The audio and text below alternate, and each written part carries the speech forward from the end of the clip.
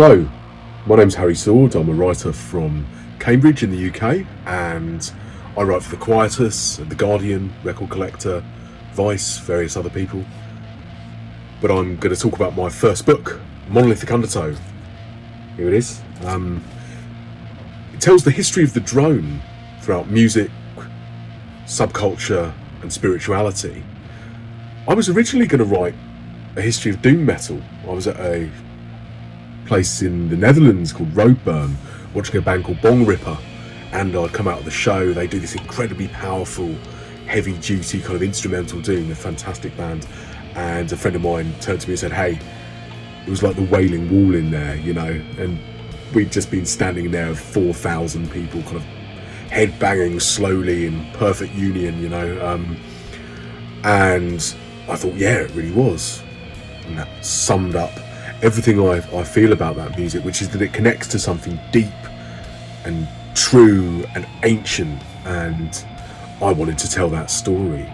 But as I started to think a bit more deeply, and as I started to research more deeply, thought, well, what's the key sonic attribute of doom metal? Well, it comes back, obviously it comes back to the riff and hypnosis and the circling riff and all the rest of it, but really, when you drill down, it's the use of sustain and the idea of sustain. And what is sustain? You know, what's the drone? Why are we so drawn to the drone?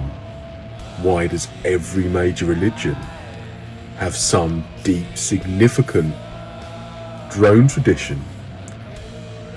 Well, I think it actually stems back to, and I talk about this in the book, it stems back to pre-birth. You know, we're in the womb. There's two foundational sounds. We have the rushing of maternal blood, the drone of maternal blood, and the beating of the maternal heart. Two foundational sounds there. There's the idea of the Om within Buddhist theology, the idea of Nada Brahma within Hindu theology, sounding God. Obviously the Om chant is in and of itself a vocal drone. And I'd like to read you a quick passage actually from Dharimba Singh, who is a fantastic sitar player. I asked him to explain to me the significance of the Om within Hindu theology. He said, you need to understand the concept of creation in order to understand the drone and its significance.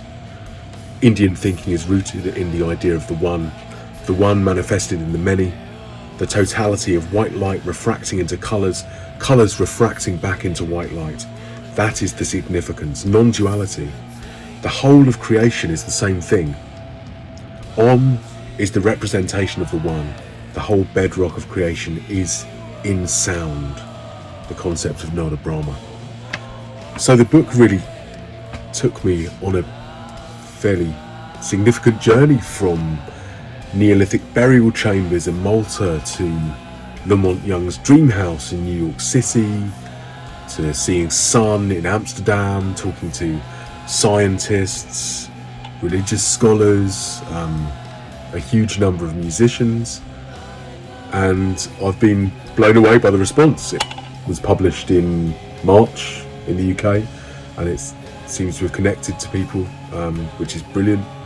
I'm very much looking forward to working with Third Man on this, you know, Home of Sleep. It's going to be awesome. So thanks very much, and I hope to see you soon.